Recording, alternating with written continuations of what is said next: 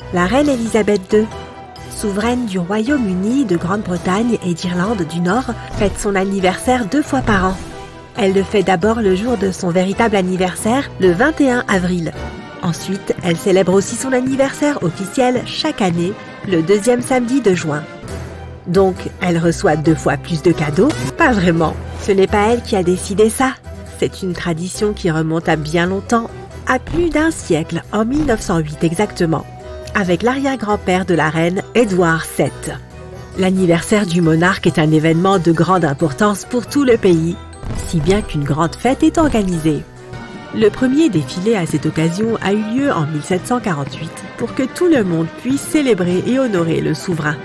George III, devenu roi en 1760, a décidé que le défilé appelé Trooping the Colour devait avoir lieu chaque année.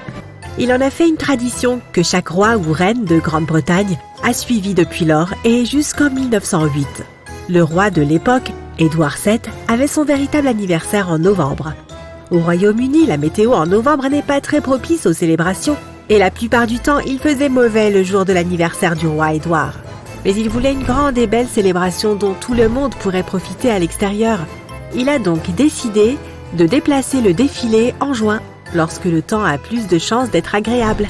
La tradition a perduré. Depuis lors, les monarques britanniques ont un véritable anniversaire et un anniversaire officiel en juin avec un grand défilé. Il a lieu le 2e samedi de juin.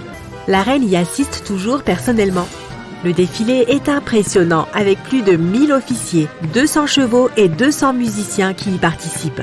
D'autres membres de la famille royale rejoignent la reine sur le balcon pour regarder le défilé et la Royal Air Force qui passe au-dessus de leur tête. Le défilé n'a pas seulement lieu au Royaume-Uni, mais aussi dans de nombreux autres pays du Commonwealth. Le Commonwealth est une association de 54 États membres aujourd'hui indépendants, dont presque tous étaient autrefois des territoires de l'Empire britannique. Tous ces pays cumulent une population totale de 2,4 milliards de personnes. Certains des pays membres sont le Royaume-Uni, l'Australie, la Nouvelle-Zélande, le Canada, l'Afrique du Sud, Singapour et de nombreux pays asiatiques et africains. Ils forment une association dirigée par la reine Élisabeth. Chacun des pays a son propre gouvernement et la reine n'y a aucun pouvoir politique réel. Même au Royaume-Uni, son rôle de chef d'État est représentatif et elle est connue pour être une souveraine de cérémonie. Des célébrations en son honneur ont lieu dans de nombreux pays du royaume du Commonwealth. Les dates du défilé peuvent varier. Au Ghana, le défilé des couleurs a lieu le 6 mars, jour de l'indépendance du Ghana. À Singapour, le défilé a lieu chaque 1er juillet. La reine Élisabeth II fête son véritable anniversaire en privé avec sa famille, 2 mois avant la célébration officielle du 2e samedi de juin. Il y a tout de même une salve en son honneur dans plusieurs parcs de Londres à midi le 21 avril. La reine Élisabeth est le monarque qui a régné le plus longtemps en Grande-Bretagne, sur les 61 monarques répartis sur 1200 ans. Il y a des siècles, la Grande-Bretagne était divisée en plusieurs royaumes et chacun d'entre eux avait son propre monarque. Les royaumes d'Angleterre et d'Écosse sont dirigés par un seul monarque depuis 1603. En 1707, après que les royaumes d'Angleterre et d'Écosse ont fusionné, le royaume de Grande-Bretagne a été formé. En 1801, le royaume d'Irlande l'a rejoint. En 1776, les colonies américaines ont officiellement décidé de se séparer du Royaume-Uni. C'est une longue histoire, mais réservons-la pour une autre fois. Élisabeth II est montée sur le trône en février 1952 et est la reine depuis 69 ans déjà. Le 2e monarque ayant régné le plus longtemps est son arrière-arrière-grand-mère, la reine Victoria qui a régné pendant 63 ans. Si tu regardes l'arbre généalogique de la famille royale, tu peux voir qu'on ne s'attendait même pas à ce qu'Élisabeth devienne reine quand elle est née. Elle était la fille aînée du 2e fils du roi de l'époque, George V. Édouard VIII était censé devenir roi et transmettre le pouvoir à ses descendants. Il est effectivement devenu roi après son père, mais il a duré moins d'1 an. Il a abdiqué pour épouser une femme divorcée, ce qui n'était pas approuvé à l'époque. George VI est donc devenu roi en 1936 et sa fille Élisabeth, à l'âge de 25 ans, est devenue princesse et future reine. Son mari, le prince Philippe, membre des familles royales grecques et danoises, était son cousin au 3e degré. Ils partageaient une ancêtre commune, la reine Victoria. Élisabeth est la descendante d'Édouard VII, le fils de la reine Victoria. Le prince Philippe est le descendant de sa fille Alice. Philippe et Élisabeth se sont rencontrés pour la première fois lors du mariage de la cousine du prince Philippe, la princesse Marina, alors que la future reine n'avait que 8 ans. Ils se sont ensuite rencontrés 5 ans plus tard, en 1939, au Collège royal naval de Dartmouth, où Philippe étudiait. À l'époque, la jeune Élisabeth avait 13 ans et Philippe en avait 18. La famille d'Élisabeth est venue au collège pour lui rendre visite. Ils ont fait une excursion en yacht et il a joué au cricket avec la jeune princesse. On pense qu'Élisabeth est tombée amoureuse de lui à l'époque et ils sont restés en contact pendant plusieurs années jusqu'à leur mariage en 1947. Leur union a duré presque 74 ans. Elle est Sa Majesté la Reine pour le monde entier et pour les membres de sa famille, mais son mari l'appelait Lilibet. Elle a reçu ce surnom dans son enfance. C'est ainsi que sa jeune sœur Margaret l'appelait parce qu'elle n'arrivait pas à prononcer Elisabeth. Le mari de la reine est la dernière personne à avoir utilisé ce surnom. Pour honorer la reine et le prince Philippe, le prince Harry, petit-fils de la reine, et sa femme Meghan ont baptisé leur fille Lilibet. La reine a un passe-temps très fantaisiste, les courses de pigeons. Les participants lâchent leurs pigeons spécialement entraînés qui doivent parcourir une distance particulière et revenir à leur point de départ.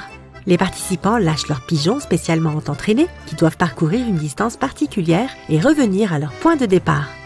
La distance que les pigeons ont parcourue et le temps qu'ils ont mis à le faire sont soigneusement mesurés. Ensuite, on calcule la vitesse de déplacement de chaque pigeon. Le pigeon le plus rapide et son propriétaire sont déclarés vainqueurs. N'importe quel pigeon ne peut pas participer. Un sport aussi prestigieux est réservé à une race spéciale de pigeons, appelée Racing Homer. La reine Élisabeth possède environ 200 pigeons de compagnie qui vivent dans un pigeonnier dans sa propriété de campagne. La saison des courses va d'avril à septembre et pendant cette période, les oiseaux royaux participent à une course chaque semaine. Les oiseaux de la reine ont remporté toutes les grandes courses en Grande-Bretagne. Surprenant, n'est-ce pas? L'obsession des courses de pigeons a en fait commencé en Belgique. C'est le roi de Belgique qui a fait don de quelques pigeons à Édouard II, l'arrière-grand-père de la reine, en 1886. Édouard II s'est enthousiasmé pour ce sport, a construit un pigeonnier, les a élevés et a transmis ce hobby à ses descendants, son fils et sa petite-fille. La reine a aussi un passe-temps plus terre-à-terre, regarder la télévision. Elle adore repérer les erreurs et inexactitudes historiques dans ses séries préférées. Elle est très douée pour cela, remarquant les plus petits détails comme par exemple que les médailles montrées dans un programme ne datent pas de la bonne époque ou qu'elles sont portées du mauvais côté de la poitrine. La reine a aussi un journal intime où elle écrit toutes ses pensées à la fin de la journée. Tous les jours, quelle que soit l'heure ou l'endroit où elle se trouve.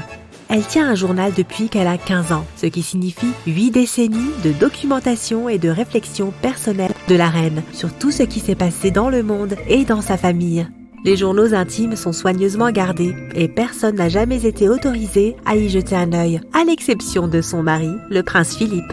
Peut-être qu'un jour nous pourrons les lire, mais nous ne verrons jamais tout. L'arrière-arrière-grand-mère de la reine Victoria, tenait également un journal intime.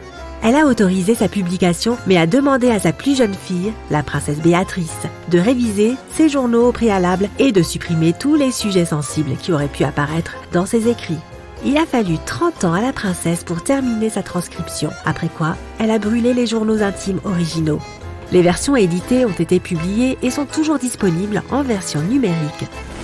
Il y a une chose sans laquelle la reine ne va jamais nulle part, une couverture en polaire bleu qu'elle adore. On la garde toujours dans la voiture pour qu'elle puisse couvrir ses jambes s'il fait froid.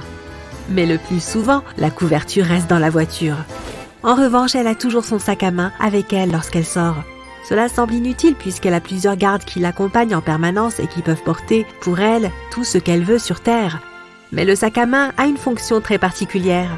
Envoyer des messages codés à son personnel. Habituellement, la reine porte le sac dans sa main gauche.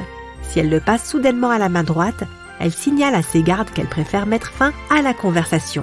Les gardes doivent donc intervenir et la libérer en disant par exemple que quelqu'un veut la voir. Si pendant le dîner, la reine pose son sac à main sur la table, cela signifie qu'elle veut mettre fin au dîner dans les 5 minutes. Elle pourrait aussi mettre les pieds sur la table, mais ce ne serait pas un comportement très royal.